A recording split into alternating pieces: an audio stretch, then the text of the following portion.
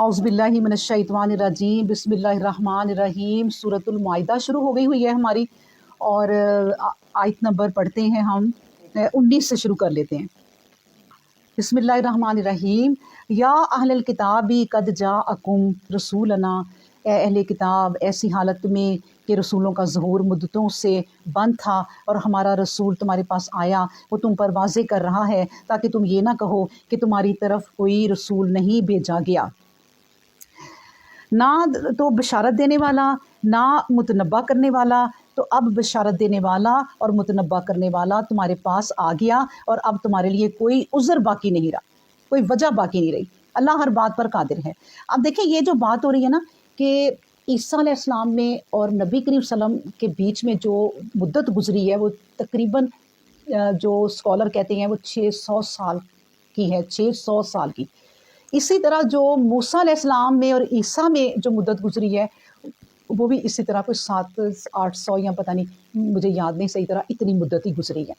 अब इतनी मुद्दत के बाद अल्लाह तबारक व तआला कहते हैं कि देखो, इतना जो रसूलों का ज़हूर मुद्दतों से बंद था। हालांकि इसमें ना जिनको किताब दी जाती है ना, नबी वो नहीं आए थे, बाकी अल्लाह के जो बेशुमार रसूल हैं वो आ रहे थे, तो वो आते रहे थे। अब अल्लाह तबारक व तआला कहते हैं आ गया है जिसका तुम इंतज़ार कर रहे थे, अब वो मुतनब्बा भी करने वाला है और तुम्हें खुशखबरियाँ भी देने वाला है। और जब मूसा अलैहिस्सलाम ने अपनी कौम से कहा था कि ए मेरी कौम के लोगों, अल्लाह का अपने ऊपर एहसान याद करो, इसने तुम में नबी पैदा किए, तुम्हें बादशाह बनाया, तुम्हें मौजूदा लोगों पर फजीलत देकर वो बात अता फरमाई जो दुनिया में किसी दूसरी कौम को नहीं दी गई थी। अब देखिए ना, इन्हीं को लिए फिरते थे ना मूसा अलैहिस्सलाम। तो अब मूसा अलैहिस्सलाम के साथ कौन सी कौम थी? इसराइल, बनी इसराइल। अब अल्लाह कह रहा है कि तुम्हें फजीलत दी, यही फजीलत दी ना कि मूसा अलैहिस्सलाम ने अपनी पूरी ज़िंदगी जो है वो इन लोगों के साथ गुजार दी, और अल्लाह ताला ने भी इनको पूरी दुनिया की उस वक़्त की कौमों पर फजीलत अता फरमाई। और फजीलत अता फरमाई थी तभी तो अल्लाह ताला ने इन्हें इतने मौज़े दिखाए और इनकी इतनी बड़ी बड़ी कोताहियों को माफ़ कर दिया। फिर कहा या कौम इदखलू खलुल अर्दा, फिर जब उनसे कहा कि तुम अब मूसा के साथ साथ ही हो, तो फिर अब उनकी बातें भी मानो। कहा कि है मेरी कौम के लोगों, मुकद्दस सरजमीन में जिसे अल्लाह ने तुम्हारे लिए लिख दिया है, यानी जिसका तुमसे वादा किया था, इसमें दाखिल हो जाओ और उल्टे पाँव पीछे की तरफ ना हटो कि नुकसान और तबाही है। मतलब ये कि अब ये लोग निकले हैं, कहाँ से निकले हैं? याद है आपको? गुलामी से, फ़िरौन की गुलामी से निकले थे, और ये लोग ग़ुलाम थे और सदियों से ये जुल्म सह रहे थे फ़िरौन का। फिर उसके बाद अल्लाह ताला ने इन पे अपना फ़ज़ल किया, इनको चुना कि अब तुम्हारे लिए मूसा अलैहिस्सलाम सब कुछ करेंगे। तो अल्लाह तबारक व तआला के नबी अब उन्हें, जब ये निकले हुए हैं वहाँ से आज़ाद हो गए, तो अब कई सालों बाद या जितनी मुद्दत गुजरी वल्लाहु आलम, अब उन्हें कहा जा रहा है कि एक मुक़द्दस शहर आ रहा है, उसमें चलो। तो लोगों ने कहा कि है मूसा, इस सरजमीन में ऐसे लोग रहते हैं जो बड़े ही ज़बरदस्त हैं, जब तक वो लोग वहाँ मौजूद हैं हम इस सरजमीन पर कदम रखने वाले नहीं हैं। हाँ, अगर वो लोग वहाँ से निकल गए तो फिर हम ज़रूर दाखिल हो जाएंगे। अब देखिए, उन्हें इतना पता है कि वहाँ पर जो है वो लोग ऐसे रहते हैं जो डील डॉल के भी ज़्यादा हैं और जिनके जंगी सामान भी है, तो हम वहाँ पर कैसे जाएँ, हम कैसे वहाँ दाखिल हो सकते हैं। इसी तरह आप देखें कि आज के दौर में हमारी आजमाइश हो रही है, हमारी भी तो आजमाइश हो रही ना। अल्लाह कहता है, अभी हमने पीछे आयतें पढ़ी थी, तुम्हें बच्चों के रोने की आवाज़ें नहीं सुनाई दे रही, तुम्हें औरतों की चीखें नहीं सुनाई दे रही, वो औरतें और बच्चे तुम्हें पुकार पुकार के बुला रहे हैं मुसलमानों कि उनकी मदद करो। वो अल्लाह को पुकार रहे हैं, तुम्हें भी पुकार रहे हैं, और अल्लाह क्या देख रहा है? अल्लाह ने उन्हें तो जन्नतुल फिरदौस में जगह देनी है आजमाइश के बाद। तुम्हें अल्लाह देख रहा है कि तुमने इस आजमाइश में हिस्सा लिया कि नहीं। क्योंकि तमाम मुसलमान, अगर तुम्हारे रसूल ने कहा है कि एक जिस्म की मानद है, तो फिर तुम क्यों उनका दर्द महसूस नहीं करते? तो फिर क्या है, हम लोग क्या कहते हैं कि भाई वो बड़े मजबूत लोग हैं। अब कौन उनके लिए करे? बड़ी बड़ी कौमें, हम पाकिस्तान तो एक तरफ रह गया, उनके खिलाफ तो बड़े बड़े मुल्क जो मुसलमान हैं। सऊदी अरब चुप करके बैठ गया, सारे चुप करके बैठ गए। क्यों? क्योंकि वो यही कह रहे हैं कि भाई वो बड़ी ताकतवर हैं, हम कैसे लड़े? अल्लाह ही उनको संभाले, या अल्लाह उनके साथ करे, हम तो नहीं। वही बात हो रही है हमारे साथ भी। वो बोले, ए मूसा, जब तक वो लोग वहाँ हैं, मौजूद हैं, हम कभी इसमें दाखिल होने वाले नहीं। तुम खुद चले जाओ और तुम्हारा रब भी तुम्हारे साथ चला जाए, हम तो यहाँ बैठे रहेंगे, तुम दोनों वहाँ लड़ते रहना। अल्लाह अकबर। और यही हमारी मुसलमानों की बात है कि हम नहीं जा सके, हमारी कोई हुकूमतें उठ के नहीं गई। यही जवाब है हमारी हुकूमतों का, मुसलमान मुल्कों का, कि भाई उठे और अल्लाह खुद लड़ाई करे, हम क्या करें। تو اس لیے ہم پستی میں جا رہے ہیں، اس لیے وہ مسلمان اب وہ مسلمان نہیں رہے کہ جو دریاؤں میں گھوڑے ڈال دیتے تھے۔ اللہ اکبر۔ تو موسیٰ نے کہا اے اللہ، میں اپنی جان کے سوا اور اپنے بھائی کے سوا کسی پر اختیار نہیں رکھتا، بس تم ہم میں اور ان نافرمان لوگوں میں فیصلہ کر دے۔ اللہ کا حکم ہوا کہ اب ہم 40 برس تک وہ سرزمین پر حرام کر دی گئی ہے، یہ اس بیابان میں مجبور لاچار ہو کر سرگردہ رہیں گے، سو تم نافرمان لوگوں کی حالت پر غمگینی نہ کرو۔ یعنی دیکھیں، پیغمبر کو تو سلی مل گئی، پیغمبر نے تو کہا میری جان حاضر ہے اور میرے بھائی کی جان حاضر ہے، باقی لوگ یہ میرا کہنا نہیں مان رہے۔ اب دیکھیں، اس سے ہم یہ بھی سوچیں کہ آج کل کے جو نوجوان ہیں، لڑکے لڑکیاں، وہ ان کی مدد کرنا چاہتے ہیں، بچوں کو کوئی بھی سبب نہیں مل رہا، کوئی وجہ نہیں مل رہی کہ وہ وہاں جائیں، کوئی ان کی مدد نہیں کر رہا، تو وہ بھی اللہ تعالیٰ ان کے دلوں کا حال جانتا ہے کہ وہ تو جانا چاہتے ہیں کئی لوگ، لیکن ہماری حکومتیں نہیں جانے دینے سکتی کہ وہ وہاں نہیں، ان سے ڈرتے ہیں وہ لوگ۔ تو بس اسی طرح اللہ کے سامنے پھر پیغمبر نے اپنی جان حاضر کر دی اور بھائی کی، اور کہا کہ میں نہیں، پھر اللہ نے انہیں سزا کیا دی؟ اب ہمیں بھی سزا ہے، میں آپ کو بتاؤں، ساتھ ساتھ ہم اپنا بھی کریں نا ذرا، ہمیں بھی سزا ہے ہماری۔ اب یہ نسلیں، ہم لوگ اور ہم سے پہلے ایسے لوگ تھے کہ جنہوں نے پاکستان کی قدر ہی نہ کی۔ پانی ہے تو ہم نے بہت ضائع کیا، ہمارے بڑوں نے گیس ہے تو بہت ضائع کی، بجلی ہے تو مجھے یاد ہے میرے بچپن میں چھوٹی سی تھی تو بجلی اتنی سستی تھی کہ لوگ ہیٹر لگا کے اس پہ کھانے بنایا کرتے تھے۔ کبھی اگلی نسلوں کا نہ سوچا ہم لوگوں نے یا ان لوگوں نے کہ وہ کیا کریں گے پھر آگے جا کے۔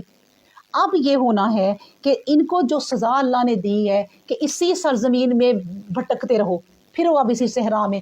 40 سال وہ لوگ پھرے ہیں، ہمیں بھی اس پاکستان میں کتنے سال ہو گئے ہیں؟ 65 سال 70 سال تو ہو چکی ہیں نا ہمیں، تو کیا ہم نے ترقی کی ہے؟ کچھ بھی نہیں۔ ہاں، میں آپ کو یہ بتاؤں، اب ہماری نسلیں نہیں اٹھ رہی ہیں، اسی طرح ان کی نسلیں پھر 40 سال گزرے، ان کی نئی نسلیں آئیں، کیونکہ ان کی طبیعتوں میں کیا تھا؟ غلامی، ان میں ہمت ہی نہیں تھی، غلامی تھی۔ اور ہماری باپ دادا کی بھی کیا تھی؟ غلامی تھی، ہم انڈیا سے آئے تھے، ہم پہ کوئی اور حکمران تھے۔ لیکن اب 40 سال میں ان کے جو نئے بچے پیدا ہوئے وہ آزاد ماحول میں ہوئے۔ ہمارے بھی ان 75 سالوں میں نئے بچے جو پیدا اب ہو رہے ہیں آگے انشاءاللہ پھر نئی نسل نکلے گی، پھر اللہ ہم سے مصیبتیں دور کرے گا انشاءاللہ اگر اللہ نے چاہا۔ اسی طرح پھر ان کی نسل جو اٹھی تھی نا، میں آپ کو یہ بتانا چاہ رہی ہوں، انہوں نے پھر جنگیں کی تھی جو اللہ نے کہا تھا کہ ان سے جنگیں کرو۔ پھر نئی نسل اٹھی تھی تو انہوں نے کہا تھا یہ ہم کس طرح کی زندگی گزار رہے ہیں، پھر ان کی طبیعتوں میں غلامی بھی نہیں تھی۔ اللہ اکبر۔ اب آگے چلتے ہیں کہ اللہ تبارک و تعالیٰ کہتے ہیں کہ اور ان لوگوں کو، یعنی آیت نمبر ہے 27، اور ان لوگوں کو 2 آدم زادوں کا حال سچائی کے ساتھ سنا دو، جب ان دونوں نے قبولیت کے لیے قربانیاں چڑھائیں تو ان میں سے ایک کی قبول ہو گئی، دوسرے کی قبول نہیں ہوئی۔ اس پر اس نے کہا میں یقیناً تجھے قتل کر دوں گا، اللہ صرف متقی آدمیوں ہی کی قربانی قبول کرتا ہے۔ اب آپ کو یہ پتہ چل گیا نا کہ یہ قصہ حضرت آدم علیہ السلام کے 2 بیٹوں کا، حابیل اور قابیل۔ قابیل نے قتل کیا تھا، کاف سے یاد رکھا کریں، قتل اور قبیل، ٹھیک ہے نا؟ تو قبیل نے قتل کیا تھا، اور قتل کرنے کا کہہ دیا تھا کس جیلسی میں؟ کہ بھئی قربانی کی جیلسی سے۔ اللہ تعالیٰ نے کہا کہ قربانی اس وقت یہ تھا کہ اللہ تعالیٰ اس طرح قربانی لیتے تھے، صدقے خیرات، یعنی ہم لوگ تو اب لوگوں کو دے دیتے ہیں نا، یہ امت محمدیہ کو بڑی آسانی کی ہے اللہ تعالیٰ نے، یہ خاص تحفہ ہمیں ہی دیا ہے۔ پہلی امتوں کا کیا تھا کہ وہ کیا کرتے تھے کہ اپنا سارا جو ہے وہ مال جو دینا ہے اللہ کی راہ میں، جانور دینے ہیں، کھیتی باڑی دینی ہے، جا کے ایک زمین پہ رکھ دیتے تھے، تو وہاں سے ایک آگ آتی تھی، اگر وہ اسے جلا کے راکھ کر دیتی تھی تو ان کی قربانی قبول ہو گئی۔ تو اسی طرح قربانیاں دی جاتی تھیں، یہ نہیں کہ وہ خاص انہوں نے کرنی تھی، وہاں وہ ایک رسم ہوتی تھی، صدقہ نکالتے تھے لوگ۔ تو بس اس کی قربانی قبول نہ ہوئی، اس نے کیونکہ خالص چیزیں رکھی۔ اللہ گندی چیزیں کیوں لے؟ اللہ تو خود پاک ہے، وہ پاک چیزوں کو پسند کرتا ہے۔ اس نے کہا اس کا حوصلہ نہیں پڑا اچھی چیز دینے کا، اللہ کو بھی جو دے ہی رہا ہے، لیکن دوسرے بھائی نے اچھی چیزیں دی۔ بس اس جیلسی میں اس نے کہا کہ اس کی قربانی قبول ہوئی ہے، اور اس نے آگے کیا کہا بھائی نے؟ اس نے کہا میں تمہیں قتل کر دوں گا، لیکن اس نے کہا بات سنو بھائی، مجھے تم سے کوئی شکوہ نہیں ہے کہ تم مجھے قتل کرو، میں بھی تمہیں کچھ کہوں۔ بات یہ ہے کہ اللہ کی، دیکھو اللہ متقی لوگوں کو پسند کرتا ہے۔ اپنے سے متقی کیا ہوتا ہے؟ ڈرو اللہ سے، اللہ کو جو مال دینا ہے وہ صاف دو، اللہ سے ڈر کے دو۔ اگر تم مجھے قتل کرنے کے لیے ہاتھ اٹھائے گا تو اٹھا لے گا، لیکن اچھی طرح سن لے کہ میں تجھے قتل کرنے کے لیے کبھی ہاتھ نہیں اٹھاؤں گا، میں اللہ سے ڈرتا ہوں جو تمام دنیا کا پروردگار ہے۔ اچھا جی، اور یہ بات بھی سنیں، یہ بن رہی ہے اچھا یہ بات بھی سنیں کہ میں نے کہا اب وہ شمیم صاحبہ نہیں ہے، ذرا دھیان رکھنا ہے، آپ بھی ویسے رکھتی ہیں اور یہ بھی رکھتی ہیں، سارے ماشاءاللہ میری عورتیں میرا ساتھ دیتی ہیں. اللہ تعالیٰ ہم سب کو اسی طرح ایک رکھے اور اسلام کے جھنڈے کے تلے رکھے، اس قرآن کے تلے رکھے. تو میں آپ کو یہ بتانا چاہ رہی ہوں کہ دیکھیں اس نے کہا کہ میں نہیں ماروں گا تجھے. تو میں اس سے یہ بتانا چاہ رہی ہوں کہ فتنے کا دور جب آنا ہے نا تو نبی پاک صلی اللہ علیہ وسلم نے کہا ہے، اور مجھے لگتا ہوتا ہے جو مجھے محسوس کرتی ہوں کہ آ چکا ہے، فتنے کا دور تقریباً آ چکا ہے، اور پتہ نہیں آگے پھر اگر آنا ہے تو وہ کتنا آنا ہے. تو اس دور میں وہی شخص کامیاب ہوگا جو اپنے گھر کے کونے میں بیٹھ جائے گا اور اندر آ کے اس پہ کوئی تلوار سے حملہ کرے گا اور وہ آگے سے نہیں کرے گا. تو اس لیے یہ فتنے کے دور سے اللہ تعالیٰ ہمیں بھی بچائے. اور پھر اللہ تبارک و تعالیٰ کہتے ہیں آیت نمبر 29 میں کہ انی یریدو، میں چاہتا ہوں کہ تو میرا اور اپنا دونوں کا گناہ سمیٹ لے اور اس کا نتیجہ ان نتیجے میں دوستیوں میں سے ہو جا. میرا ایمان ہے کہ ظلم کرنے والوں کو یہی بدلہ ملتا ہے جو اللہ کی طرف سے لازم کر دیا گیا ہے. پھر ایسا ہوا کہ اس کے نفس نے اسے اپنے بھائی کے قتل پر آمادہ کر دیا، اس نے قتل کر دیا. نتیجہ یہ نکلا کہ وہ یعنی قاتل تباہ کاریوں میں سے ہو گیا. اس کے بعد اللہ نے ایک کوا بھیجا، وہ اس کے سامنے زمین کوریدنے لگا تاکہ اسے دکھائے کہ اپنے بھائی کا عیب کیوں کر چھپانا چاہیے تھا. وہ کوے کو ایسا کرتے دیکھ کر اپنے دل میں بول اٹھا کہ افسوس مجھ پر کہ میں اس کوے کی طرح بھی نہ ہو سکا کہ اپنے بھائی کے عیب کو چھپا دیتا جس کو میں نے اس کا عیب یعنی الزام سمجھا تھا. غرض کہ بہت ہی پشیمان ہوا. اب پشیمان ہونے کا کیا طریقہ؟ مطلب it's no use crying over split milk, ہمارا اب دودھ ابل ہی چکا ہے تو اب ہم کیا کر سکتے ہیں. مطلب یہ ہے کہ دیکھیں اس سے نا ایک اور بھی میری بات جو عقل میں تھوڑی سی آ رہی ہے وہ یہ ہے کہ دیکھیں اس نے اللہ کا حکم نہیں مانا، اللہ کے حکم کی طرف نہیں دھیان دیا کہ وہ بندہ کہے جا رہا ہے کہ بھائی اللہ ناراض ہو جائے گا، اللہ ظلم کرنے والوں کو پسند نہیں کرتا، میں تو تم پہ ظلم نہیں کروں گا. بات یہ ہے کہ جب انسان اللہ کو چھوڑتا ہے نا تو پھر جانوروں کی ہی مانتا ہے، پھر وہ جانوروں کو ہی پوچھتا ہے، پھر جانوروں جیسی ہی زندگی گزارتا ہے. کوا آیا تو اس کو دیکھنے لگ گیا کہ کوا کیا کر رہا ہے اور وہ جو ہے وہ کیسے زمین کو کرید رہا ہے، اور پھر اپنے اوپر افسوس کر رہا ہے کہ دیکھو ذرا میں تو اتنا بھی عقل مند نہیں ہوں کہ میں کیا کرتا کہ اپنے بھائی کو کہاں چھپاتا. اس نے مجھے بتایا ایک کوے نے، تو وہ کوے کا محتاج ہو گیا اللہ کو چھوڑ کر. یہ بات بھی سمجھیں. جی ادھر ہی پڑا ہے، آپ جائیں گی تو اس وقت ہم نے آیت ہم اگلی پڑھتے ہیں 32.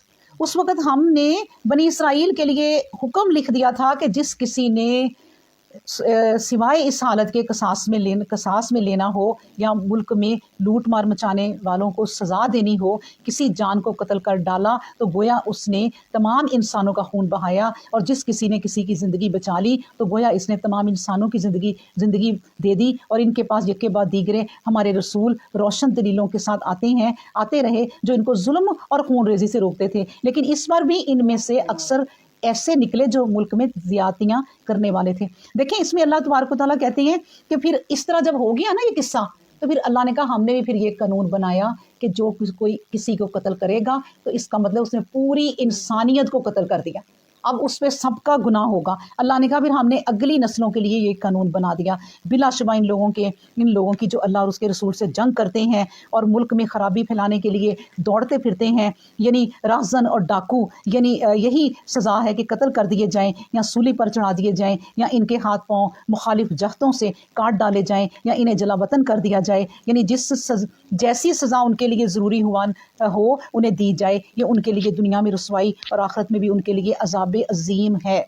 دیکھیں اس آیت کو بھی ذرا سمجھ لیں کہ اللہ تبارک و تعالیٰ نے پہلے تو یہ فرما دیا کہ جو اللہ کی باتیں نہیں نہ مانتے، ہم لوگ بھی جو اللہ کی باتیں اگر نہیں مان رہے، نماز نہیں پڑھ رہے، زکوٰۃ کو پاک نہیں کر رہے اپنے مال کو، اور بھی شریعت کے کام نہیں کرتے، اپنی مرضی سے زندگی گزار رہے ہیں، تو کیا کر رہے ہیں؟ اللہ سے جنگ کر رہے ہیں. یہ سوچ لیں آپ کہ اگر ہماری زندگی میں اللہ نہیں ہے، اللہ کے بتائے ہوئے احکام نہیں ہیں، ہم اپنی شادی بیاہ کے موقع پر، نکاح کے موقع پر یا کسی وفات کے موقع پر، مرگ پر اگر ہم اللہ کی شریعت کے مطابق عمل نہیں کرتے، ہم اپنے رشتہ داروں کی شرم و حیا صرف دیکھتے ہیں اور محسوس کرتے ہیں کہ ہائے ان کے تو پاس اتنا پیسہ نہیں ہے کہ اپنی ماں کا 40واں کر سکیں، اپنی ماں کی کوئی 7واں یا کوئی 8واں کر سکیں یا کل کر سکیں، تو وہ ہم لوگوں کی باتوں کو مانتے ہیں، اللہ کی باتوں کو نہیں مانتے، تو ہم نے اللہ سے جنگ کی ہوئی ہے. سوچ لیں یہ بات اب اور اللہ تعالیٰ ہمیں اس بات سے منع فرمائے کہ ہم اس کے کریں۔ اور یہ دوسری بات میں آپ کو یہ بتا دوں کہ پھر دیکھیں جب قتل ہوا نا دنیا میں سب سے پہلا، تو اللہ نے دیکھیں ہم باقی نسلوں کے لیے کتنے قانون بنائے کہ چوری بھی کوئی کرے تو اس کے ہاتھ کاٹ دو۔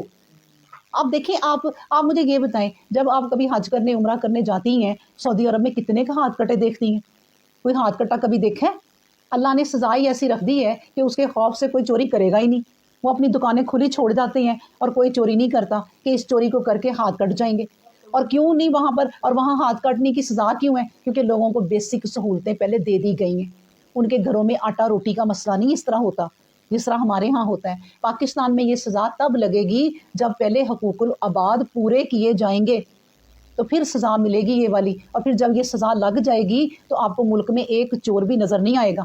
ایک کے ہاتھ کٹے ہوں گے نا تو وہ سب کے لیے نصیحت بن جائے گا، عبرت بن جائے گا۔ اللہ کا یہ قانون ہے، اللہ نے کوئی سزائیں ہم پہ ظلم نہیں کیا کہ جو یہ سزائیں ہیں۔ سعودی عرب میں دیکھ لیں کوئی ہاتھ کٹا آپ کو نظر نہیں آئے گا، کیونکہ ایک کبھی کوئی قتل گردن کے بدلے گردن اتار دیتے ہیں سرے عام، تو کئی سال تک کوئی اف تک نہیں کرتا کہ کسی کو مارنا ہے، ٹھیک ہے۔ اس لیے اللہ کی سزائیں بالکل صحیح ہیں، لوگ ان پہ باتیں کرتے ہیں۔ اللہ زینہ تابوا من قبلی، مگر ہاں ان میں سے جو لوگ قبل اس کے کہ تم ان لوگوں پر قابو پاؤ توبہ کر لیں تو جان لو کہ اللہ بخشنے والا رحمت رکھنے والا ہے۔ مسلمانوں اللہ کی نافرمانی کے نتائج سے ڈرتے رہو اور اس تک پہنچنے کا ذریعہ ڈھونڈو، اور جو نیک عمل کے سوا کچھ نہیں عمل۔ اچھا دیکھیں ڈھونڈو، کہہ بھی دیا کہ ڈھونڈو اور پھر بتا بھی دیا کہ کیا ہے وہ نیک عمل کے سوا کچھ نہیں ہے، اور اس کی راہ میں جدوجہد کرو تاکہ تمہیں کامیابی حاصل ہو۔ ان الذین کفروا، بلا شبہ جن لوگوں نے کفر کی راہ اختیار کی، اگر ان کے قبضہ میں سب کچھ آ جائے اور جو روئے زمین میں موجود ہے اتنا ہی اور بھی تو وہ پا لیں، پھر یہ سب کچھ روزے قیامت کے عذاب سے بچنے کے لیے فدیہ میں دے دیں، جب بھی ان سے قبول نہیں کیا جائے گا ان کے لیے عذاب دردناک ہے۔ وہ چاہیں گے کہ آگ سے باہر نکل آئیں لیکن اس سے باہر ہونے والے نہیں، ان کے لیے قائم رہنے والا عذاب ہے۔ پھر کہا وَسَارِقُ وَسَارِقَاتُ، اور جو چور ہو خواہ مرد ہو یا عورت۔ اب یہ عورتیں کہتی ہیں نا شانہ بشانہ چلنا، تو اللہ کہہ رہا ہے نا پھر چور ہو یا عورت ہو یا مرد، شانہ بشانہ جو چلنا ہے بھائی، پھر سزا بھی ایک جیسی پاؤ، صحیح ہے نا۔ اور جو چور ہو خواہ مرد ہو یا عورت تو اس کے ہاتھ کاٹ ڈالو، جو کچھ انہوں نے کیا ہے اس کی سزا ہے، اور اللہ کی طرف سے عبرت کی نشانی، اللہ غالب اور حکمت رکھنے والا ہے۔ پھر جس کسی نے اپنے ظلم کے بعد توبہ کر لی اور اپنے آپ کو سنوار لیا تو اللہ اس پر لوٹ آئے گا، وہ بخشنے والا اور رحمت رکھنے والا ہے۔ دیکھیں ہاتھ تو کٹ گئے اور پھر بھی اس نے توبہ کر لی، یہ نہیں کہ ہاتھ کٹنے کے بعد اللہ کو کوسنے لگا، پھر بھی اس کی بخشش نہیں ہے۔ اس نے ہاتھ کٹوا لیے لیکن اللہ سے توبہ کی کہ اللہ میں نے دنیا میں سزا تو پالی، مجھے آخرت میں نہ دینا، تو اللہ کہتا ہے کہ وہ فلاح پانے والے ہیں۔ کیا تو نہیں جانتا کہ آسمان و زمین کی ساری بادشاہت اللہ کے لیے ہے؟ وہ اپنے قانون کے مطابق جسے چاہے عذاب دے، جسے چاہے بخش دے، اور وہ ہر بات پر قادر ہے۔ یا ایھا الرسول، اب اپنے رسول سے مخاطب ہے اللہ، اے پیغمبر اسلام اس گروہ میں سے جس نے زبان سے کہا کہ ہم ایمان لائے مگر ان کے دل مومن نہیں ہوئے، اور اس گروہ میں سے جو یہودی ہیں، جو لوگ کفر میں تیز گام ہوئے، تو ان کی حالت میں غمگین نہ کر دے۔ یعنی یہ دونوں جو ہے نا یہودی اور نصارہ، ان کی اللہ تعالیٰ بات بتا رہے ہیں، اور ہاں ایسے لوگوں کی بھی جو ایمان نہیں لاتے۔ یہ لوگ جھوٹ کے لیے کان لگانے والے ہیں، اور اس لیے کان لگانے والے ہیں کہ ایک دوسرے گروہ تک جو تمہارے پاس نہیں آیا خبریں پہنچائیں۔ یہ کلموں کو باوجود یہ کہ ان کا صحیح محل ثابت ہو چکا ہے، صحیح محل سے پھیر دیتے ہیں، مطلب کچھ سے کچھ بنا دیتے ہیں۔ یہ کہتے ہیں اگر یہی حکم دیا جائے جو تم کو پسند ہے تو قبول کر لو، اور اگر ایسا حکم نہ دیا جائے تو اس سے اجتناب کرو۔ جس کسی کے لیے اللہ نے چاہا کہ آزمائش میں پڑے تو تم اس کے لیے اللہ سے کچھ نہیں پا سکتے۔ یہی لوگ ہیں اللہ ان کے دلوں کو پاک کرنا نہیں چاہتا، ان کے لیے دنیا میں بھی رسوائی ہے اور آخرت میں بھی بہت بڑا عذاب ہے۔ اب دیکھیں یہ لوگ وہ ہیں کہ اللہ تعالیٰ بتا رہے ہیں کہ اے نبی وہ آپ کی محفل میں آتے ہیں نا تو وہ جاسوسی کرنے آتے ہیں کہ آپ کی کوئی باتیں ہمیں پتہ چلیں تو ہم پھر لوگوں کو وہ اور لگا بجا کے جھوٹ کر کے بتائیں تاکہ لوگوں میں افواہ پھیلائیں۔ تو وہ اس لیے آتے ہیں تمہاری باتیں سننے کے، سو لینے آتے ہیں۔ اور پھر یہ ہے کہ جب تم کوئی بات کرتے ہو تو دیکھیں آپ نے بھی دیکھا ہوگا کہ کوئی بات ایسی ہوتی ہے نا تو وہ چلتے چلتے اس کے منہ سے وہ اور کی اور کہانی بن جاتی ہے، وہ ایک جگہ قائم نہیں رکھتے بات کو، حالانکہ جس طرح بات ہو نا اسی طرح رکھنی چاہیے کہ یہ بات ہے، اس کو بڑھا چڑھا کے نہیں کرنا چاہیے۔ تو یہ لوگ اس طرح کی باتوں کا اجتناب نہیں کرتے بلکہ یہ اپنے ان حرکتوں کی وجہ سے آزمائش میں ہے۔ پھر کہا کہ سمعون للکذب، اور یہ کیا کرتے ہیں کہ یہ لوگ جھوٹ کے لیے کان لگانے میں اور برے طریقوں سے مال کھانے میں بیاباک ہیں۔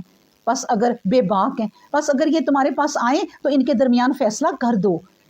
اور ان سے کنارہ کش ہو جاؤ، یعنی فیصلہ کرو یا ان سے کنارہ کش ہو جاؤ۔ اگر تم کنارہ کش ہو گئے تو یہ تمہیں کچھ نقصان نہیں پہنچا سکیں گے، اور اگر فیصلہ کرو تو چاہیے کہ انصاف کے ساتھ فیصلہ کرو۔ بلا شبہ اللہ انصاف کرنے والوں کو دوست رکھتا ہے۔ دیکھیں یہ ہے اللہ کہ وہ انصاف کی بات اللہ خود بھی کر رہے ہیں کہ اللہ نے ہمیں شریعت جو دی ہے انصاف، مہربانی، شفقت، اس طرح کی ساری شریعت دی ہے، اس میں کوئی ظلم نہیں کسی پر کبھی ہوا۔ یہاں تک کہ اللہ کہتا ہے کہ یہ تمہارے پاس اگر آ جائیں تو اے نبی میں آپ کو اختیار دیتا ہوں، آپ ان کا فیصلہ کریں یا نہ کریں۔ اگر آپ کو ان سے نفرت ہے یا یہ اللہ کی بات نہیں، آپ کہہ دیں بھائی میرے پاس نہ ہو، اپنی کتاب کے جو ہے اپنے احبار ہیں جو تمہارے علماء ان کے پاس جاؤ۔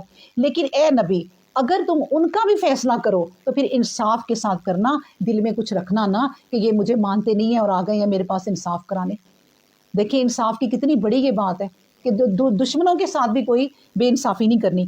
پھر کہا کہ اور پھر یہ لوگ کس طرح تمہیں منصف بناتے ہیں جب تورات ان کے پاس موجود ہے اور اللہ کا حکم بھی تورات میں موجود ہے، کیا پھر تورات رکھنے پر بھی اس سے روگردانی کرتے ہیں؟ اور حقیقت یہ ہے کہ یہ لوگ ایمان نہیں رکھتے۔ اچھا یہ بھی بتا دیا اللہ نے کہ ہیں تو یہ بڑے ہی چکر باز کہ ان کی کتابوں میں یہ سارا کچھ ہے، لیکن پھر بھی یہ نبی تمہیں آزمانے کے لیے آتے ہیں کہ دیکھیں ان کا قرآن کیا کہتا ہے۔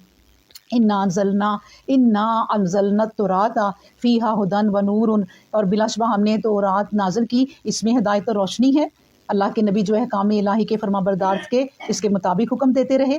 نیز ربی اور احبار یعنی یہودیوں کے علماء اور مشائخ بھی اس پر کاربند رہے ہیں، کیونکہ وہ کتاب اللہ کے محافظ ٹھہرائے گئے ہیں اور اس پر گواہ تھے۔ بس اے گروہ یہود اتباع حق میں انسانوں سے نہ ڈرو، مجھ سے ڈرو، اور میری آیتوں کو سستے دام میں فروخت نہ کرو۔ یاد رکھو جو کوئی اللہ کی نازل کی ہوئی کتاب کے مطابق حکم نہ دے تو ایسے ہی لوگ ہیں جو کافر ہیں اور ان پر ہدایت کی راہ بند ہو چکی ہے۔ آپ کو پتہ ہے ان کا ہی ایک جو بھی اللہ نے اب کہا نا کہ یہودیوں کے علماء اور مشائخ وہ بھی اچھے تھے، اپنی کتابوں کی حفاظت کرتے تھے، لیکن اسی طرح جس طرح ہمارے ہاں نہیں، مطلب کہ جس طرح ہمارے ہاں اب فرقے بن چکے ہیں، کوئی کچھ کہہ رہا ہے کوئی کچھ کہہ رہا ہے، لیکن کچھ لوگ اللہ کے ایسے ہیں جو صحیح شریعت اللہ کی آگے رکھتے ہیں اور کوئی نہیں۔ اچھا اسی طرح ان کے جو علماء تھے وہ بھی ایسے تھے۔ اب ان کا ایک عالم تھا جو کہ اللہ سے ڈرتا تھا، تو اس کے پاس یہ اکٹھے ہو کر گئے اور انہوں نے کہا کہ ہم نے جو کتاب میں تبدیلی کی ہے، تحریف کی ہے، اس کے مطابق ہی آپ نے لوگوں کو پڑھانا ہے۔ دیکھیں علماء پر بھی بدماشی چلتی ہے کہ علماء کو وہ آرڈر دے رہے ہیں کہ آپ نے اس کے مطابق ہی پڑھانا ہے، ٹھیک ہے۔ تو اس نے کیا کیا تھا، اس نے ایک کتاب بنا کے نا گلے میں ڈال لی تھی، اور کیونکہ اسے پتا تھا کہ مجھے قتل کر دیں گے، تو وہ ان کی ہر بات کو ایسے نیچے گردن کر کے جی کہتا تھا، مطلب یہ کہ اپنی کتاب کو وہ جی کہہ رہا تھا۔ اس نے کہا میرا اللہ جانتا ہے کہ میں ان کی باتوں پہ جی نہیں کہہ رہا، میں ادھر جی کہہ رہا ہوں، اور اس کے بعد اس کی جان بھی بچ گئی اور پھر اس نے اپنی کتاب پر ہی عمل کیا۔ یہی اللہ بتا رہے ہیں کہ ان کے علماء اور مشائخ بھی بہت مطلب کہ اچھے بھی ہیں ان لوگوں میں۔ پھر کہا کہ اے پیغمبر اسلام ہم نے یہودیوں کے لیے تورات میں یہ حکم لکھ دیا تھا کہ جان کے بدلے جان، آنکھ کے بدلے آنکھ۔ دیکھیں ان کی کتاب میں بھی یہ حکم ہے اور یہ ہمیں بھی ہے، ٹھیک ہے نا، یہ حکم ان کی کتاب میں بھی ہے اور یہاں بھی ہے۔ اب کیا ہے یہ کہ جان کے بدلے جان، آنکھ کے بدلے آنکھ، ناک کے بدلے ناک، کان کے بدلے کان، دانت کے بدلے دانت، اور زخموں کے بدلے ویسے ہی زخم۔ پھر کوئی بدلہ لینا معاف کر دے تو یہ اس کے لیے اس کا گناہوں کا کفارہ ہوگا، اور جو کوئی اللہ کی نازل کی ہوئی کتاب کے مطابق حکم نہ دے گا بلکہ اپنی طرف سے قانون بنائے گا تو ایسے ہی لوگ ہیں جو ظلم کرنے والے ہیں۔ آپ کو پتہ ہے نا اس واقعہ کا کہ ایک صحابی کی پھپھی نے ایک دوسری کو مارا تو اس کے دانت اگلے ٹوٹ گئے۔ انہوں نے کہا جو کیس یہ آیا تو انہوں نے کہا ان کے بھی دانت آگے سے توڑے جائیں گے، تو وہ صحابی نے قسم کھائی کہ اللہ کی قسم میری پھپھو کے دانت نہیں ٹوٹے جائیں گے، یعنی اپنی پھپھو سے محبت اتنی ہے۔ تو بعد میں جب یہ فیصلہ ہوا تھا نا تو وہ لین دین پہ بات ختم ہو گئی تھی کہ انہوں نے فدیہ دے دیا تھا، تو پھر نبی کریم صلی اللہ علیہ وسلم نے کہا تھا بعد اللہ کے پیارے ایسے ہیں کہ جو قسم کھا لیتے ہیں اللہ وہ قسم پوری کر دیتے ہیں۔ پھر فرمایا کہ اور پہلے انبیاء علیہ السلام کے پیچھے انہی کے نقش قدم پر ہم نے مریم کے بیٹے عیسیٰ کو چلایا، تورات کی تصدیق کرتا ہوا جو اس کے سامنے موجود تھی، اور ہم نے اسے انجیل دی جس پر ہدایت اور روشنی تھی، اور تورات کی جو پہلے سے موجود تھی اسی کی تصدیق ہے، نیز متقی انسانوں پر سعادت کی راہ کھولنے والی اور پند و نصیحت ہے۔ اے پیغمبر اسلام اس طرح چاہیے کہ انجیل والے اس کے مطابق حکم دیں۔ جو کچھ انجیل میں اللہ نے نازل کیا اور جو کوئی اللہ کی نازل کی ہوئی کتاب کے مطابق حکم نہ دے گا تو ایسے ہی لوگ ہیں جو فاسق ہیں، اور ہم نے تمہاری طرف کتاب بھیجی، ان کتابوں کی تصدیق کرتی ہے جو پہلے سے موجود ہیں، اور ان پر نگہبان، اللہ کی نازل کی ہوئی کتاب کے مطابق لوگوں کے درمیان فیصلہ کرو، اور اللہ اور لوگوں کی خواہشوں کی پیروی نہ کرو۔ سچائی تمہارے پاس آ چکی ہے، تم میں سے ہر ایک گروہ کے لیے ہم نے ایک شرع اور منہاج ٹھہرا دی ہے۔ اگر اللہ چاہتا تو تم سب کو ایک امت بنا دیتا، لیکن اس نے ایسا نہیں کیا، تاکہ جو کچھ تمہیں دیا گیا ہے اس میں تمہیں آزمائے۔ بس نیکی کی راہ میں ایک دوسرے سے آگے بڑھے نکلنے کی کوشش کرو، کہ تمام شریعتوں کا اصل مقصود یہی ہے، تم سب کو بلا آخر اللہ ہی کی طرف لوٹنا ہے، پھر وہ تمہیں بتلا دے گا جن باتوں پر تم باہم دیگر اختلاف کرتے رہتے تھے ان کی حقیقت کیا تھی۔ اور ہم نے تمہیں حکم دیا کہ جو کچھ اللہ نے تم پر نازل کیا ہے اس کے مطابق ان لوگوں کے درمیان فیصلہ کرو، اور ان کی خواہشوں کی پیروی نہ کرو، نیز ان کی طرف سے ہوشیار ہو جاؤ، کہیں ایسا نہ ہو کہ جو کچھ اللہ نے نازل کیا ہے اس کے کسی حکم سے تمہیں ڈگمگا دیں۔ پھر اگر یہ لوگ روگردانی کریں تو جان لو اللہ کو یہی منظور ہے کہ ان کے بعض گناہوں کی وجہ سے ان پر مصیبت پڑے، اور حقیقت یہ ہے کہ انسانوں میں سے بہت سے انسان نافرمان ہیں۔ اب دیکھیں اللہ کیا کہہ رہا ہے کہ ہوشیار کس میں رہو، کہ دین میں، تم سے دین میں کوئی کام غلط نہ ہو جائے۔ اللہ نے یہ نہیں کہا کہ ہوشیار کاروبار میں رہو، تجارت میں رہو، اے لوگوں، اے عورتوں تم چلاک رہو، تمہیں کوئی عورت دھوکہ نہ دے جائے، یہ وہ۔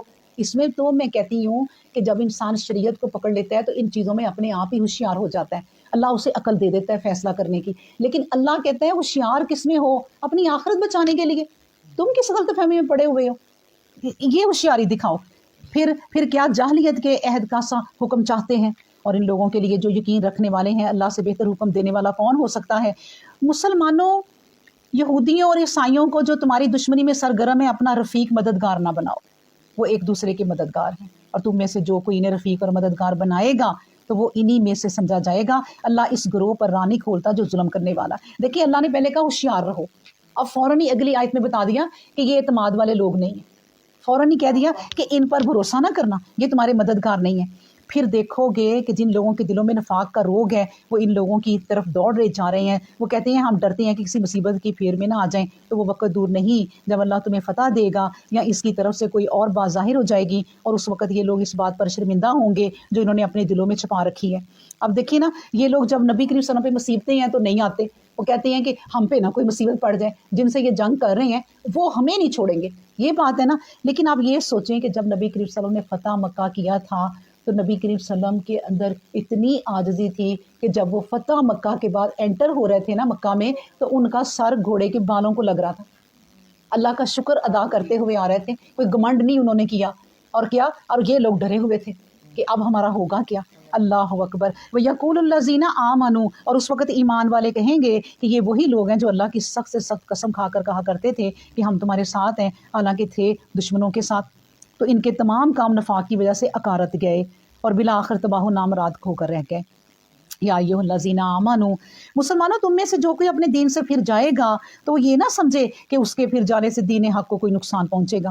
قریب ہے کہ اللہ ایک ایسا گروہ پیدا کر دے جنہیں اللہ دوست رکھتا ہو، اور وہ بھی اللہ کو دوست رکھنے والے ہوں، مومنوں کے مقابلے میں نہایت نرم اور جھکے ہوئے ہوں، لیکن دشمنوں کے مقابلے میں نہایت سخت، اللہ کی راہ میں جان لڑا دیے گئے، اور کسی ملامت کرنے والے کی ملامت سے نہیں ڈریں گے۔ یہ اللہ کا فضل ہے، جس گروہ کو چاہے عطا فرما دے، اور وہ بڑی ہی وسعت رکھنے والا اور جاننے والا ہے۔ تمہارا رفیق و مددگار اگر کوئی ہے تو اللہ ہے، اس کا رسول ہے، اور وہ لوگ ہیں جو ایمان والے ہیں، جن لوگوں کا شیوا یہ ہے کہ نماز قائم رکھتے ہیں، زکوٰۃ ادا کرتے ہیں، اور اللہ کے آگے جھکے ہوئے ہوتے ہیں۔ اور جس کسی نے اللہ کو، اس کے رسول کو اور ایمان والوں کو اپنا رفیق مددگار بنایا تو اللہ بلا شبہ اللہ ہی کا گروہ غالب رہنے والا ہے۔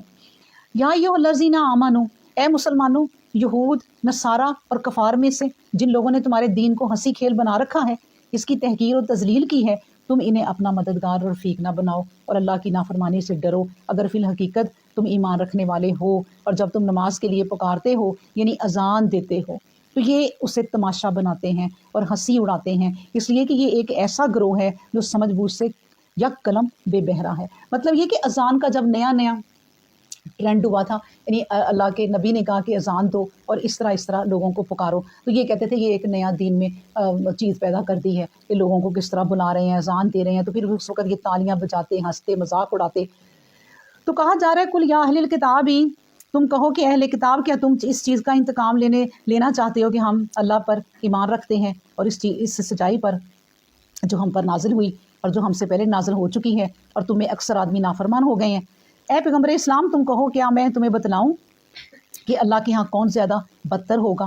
وہ لوگ جن کو اللہ نے لعنت کی اور اپنا غضب اتارا، اور ان میں سے کتنوں ہی کو بندر اور سور کی طرح کر دیا، اور وہ جو شریر قوتوں کو پوجنے لگے، یہی لوگ ہیں جو بدتر ہیں درجے میں اور سیدھی راہ سے بھٹکے ہوئے، لیکن بالکل تسلیم نہیں کرتے۔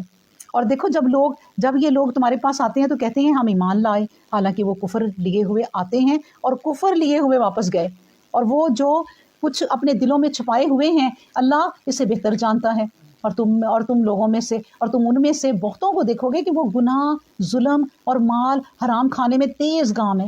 افسوس ان کے دعوائے ایمان پر، کیا ہی برے کام ہیں جو وہ کر رہے ہیں۔ اب دیکھیں ہمارے ہاں بھی یہی نا، کوئی رشوت لیتا ہے، کوئی حرام کھاتا ہے، لیکن وہ نماز بھی پڑھتے ہیں اور وہ عیدیں بھی پڑھ رہے ہیں اور وہ کہتے ہیں کہ ہم ایماندار ہیں۔ تو اللہ کیا کہتا ہے؟ اللہ کہتا ہے افسوس ہے ان کے دعوی ایمان پر۔ ان کے عالموں اور پیروں کو کیا ہو گیا ہے کہ انہیں یعنی اپنی قوم کے لوگوں کو جھوٹ بولنے، حرام کھانے روکتے نہیں ہیں۔ کیا ہی بری کارگزاری ہے جو یہ کر رہے ہیں۔ اور یہودیوں نے کیا کہا؟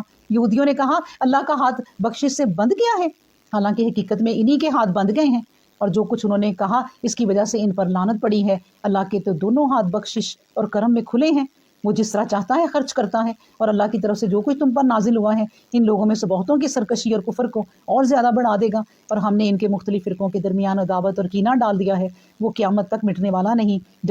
جب کبھی لڑائی کی آگ سلگاتے ہیں اللہ اسے بجھا دیتا ہے۔ یہ لوگ ملک میں خرابی پھیلانے کے لیے کوشش کرتے ہیں، اور اللہ خرابی پھیلانے والوں کو دوست نہیں رکھتا۔ اب دیکھیں اللہ کی آپ شان دیکھیں کہ اللہ کو یہ کہہ رہے ہیں کہ تمہارا، ہم نے پیچھے ہی پڑھا بھی کہ تمہارا رب فقیر ہو گیا ہے، یہ وہی بات ہے کہ ہم سے قرض ہنسنا مانگتا ہے، اور اب بھی کہہ رہے ہیں کہ تمہارے رب کے کیا ہاتھ بند گئے ہیں جو ہم سے مانگ رہے ہو۔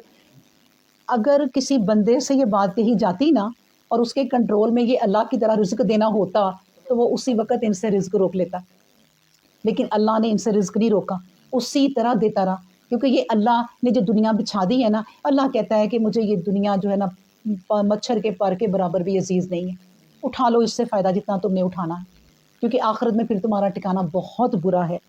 اور اگر اہل کتاب ایمان رکھتے اور پرہیزگار ہوتے تو ہم ضرور ان پر سے ان کی خطائیں محو کر دیتے، خطاؤں کے اثرات مٹا دیتے، اور ضرور ہم انہیں نعمت کی جنتوں میں داخل کر دیتے۔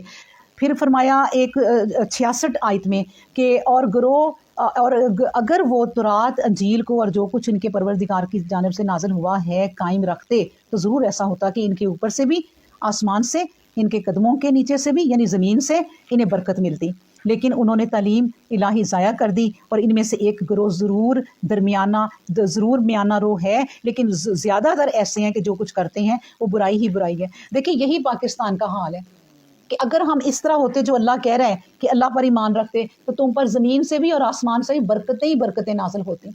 اور اب اللہ خیر کرے کہ جو اللہ تعالیٰ ہماری اتنی برائیوں کو دیکھ کر جو صبر کیا ہوا ہے اللہ نے، ہمیں اس سے ڈر بھی لگتا ہے کہ اللہ تعالیٰ ہم پر کوئی عذاب نہ آ جائے جتنے ہم غلط راہوں کے مسافر ہو گئے ہیں۔ پھر کہا ہے کہ آیت نمبر 67 میں کہ یا ایھا الرسول، اے پیغمبر اسلام تمہارے پروردگار کی طرف سے تم پر جو کچھ نازل ہوا ہے اسے پہنچا دو، اگر تم نے ایسا نہ کیا۔ اب دیکھیں رسول کو کیا کہا جا رہا ہے کہ پہنچا دو، اور اگر تم نے ایسا نہ کیا تو اللہ کا پیغام نہ پہنچایا اور اللہ تمہیں انسانوں سے محفوظ رکھے گا، وہ اس گروہ پر راہ نہیں کھولتا جس نے کفر کی راہ اختیار کی ہے۔ یعنی کہ تم پیغام پہنچا دو جس طرح مرضی، خطرناک پیغام ہے، لیکن اللہ تمہیں خود ہی بچا لے گا ان گروہ سے۔ اور کہا کہ کل یا اہل الکتابی، ان لوگوں سے کہہ دو کہ اے اہل کتاب تمہارے پاس ٹکنے کے لیے کچھ بھی نہیں ہے جب تک کہ تم تورات اور انجیل کو اور جو کچھ تمہارے پروردگار کی طرف سے تم پر نازل ہوا قائم نہ کرو، اور جو کچھ تمہارے پروردگار کی طرف سے تم پر نازل ہوا اس ہے تنبیہ اور نصیحت کی بجائے وہ اور زیادہ ان کو سرکشی اور انکار میں بڑھا دے گا، تو تم اس گروہ کی حالت پر افسوس نہ کرو جو حق سے منکر ہے۔ جو لوگ ایمان لائے ہیں وہ مومن ہو یا وہ لوگ جو یہودی اور صابی اور نصارہ ہیں، کوئی ہو، لیکن اصل دین یہی ہے کہ جو کوئی بھی اللہ پر اور آخرت کے دن پر ایمان رکھے گا اور اچھے کام کرے گا تو اس کے لیے نہ تو کسی قسم کا اندیشہ ہوگا، نہ کسی قسم کی غمگینی ہوگی۔ لقد اخذنا میثاقا، اور ہم نے بنی اسرائیل سے عہد دیا تھا اور اس پر قائم رکھنے کے لیے یکے بعد دیگرے ان کی طرف رسول بھیجے، مگر جب کبھی کوئی رسول ان کے پاس آیا حکم لے کر جو ان کی نفسانی خواہشوں کے خلاف تھا تو انہوں نے ان میں سے بعض کو جھٹلایا اور بعض کو قتل کر دیا۔ اب سنیں آیت 71، بس ہمارا آخری ہے یہ، تو آپ کو اللہ اور ہمت دے دے ذرا تھوڑا سا اور سننے کی۔ اچھا جی، اور ہم 71 میں آیت پڑھنے لگی ہوں کہ اور وہ سمجھے کہ کوئی آزمائش نہیں ہوگی، اس لیے گمراہی کے جوش میں اندھے بہرے ہو گئے، اور پھر اللہ اپنی رحمت سے ان پر لوٹ آیا، لیکن پھر ان میں سے بتھیرے اندھے بہرے ہو گئے، اور اب جیسے جو کچھ ان کے کرتوت ہیں اللہ انہیں دیکھ رہا ہے۔ یقیناً وہ کافر ہوئے جنہوں نے کہا کہ اللہ تو یہی مسیح بیٹا مریم کا ہے، اور خود مسیح کی تعلیم تو یہ تھی کہ اس نے کہا تھا کہ اے بنی اسرائیل اللہ کی بندگی کرو جو میرا اور تمہارا سب کا پروردگار ہے۔ بلا شبہ جس کسی نے اللہ کے ساتھ کسی دوسرے کو شریک ٹھہرایا تو اس پر اللہ نے جنت حرام کر دی، اس کا ٹھکانہ عرش دوزخ ہوا، اور ظلم کرنے والوں کے لیے کوئی نہیں جو قیامت کے روز ان کا مددگار ہوگا۔ لقد کفر الذین قالوا، یقیناً وہ لوگ کافر ہوئے جنہوں نے کہا اللہ تین میں سے ایک ہے، حالانکہ کوئی معبود نہیں مگر وہی معبود یگانہ، اور جو کچھ یہ کہتے ہیں اگر اس سے باز نہ آئے تو ان میں سے جن لوگوں نے انکار حق کیا ہے انہیں عذاب دردناک پیش آئے گا۔ افلا یتوبون الی اللہ ویستغفرون واللہ غفور الرحیم، انہیں کیا ہو گیا ہے کہ اللہ کی طرف نہیں لوٹتے اور اللہ سے بخشش طلب نہیں کرتے، حالانکہ وہ تو بخشنے والا ہے۔ مریم کا بیٹا مسیح اس کے سوا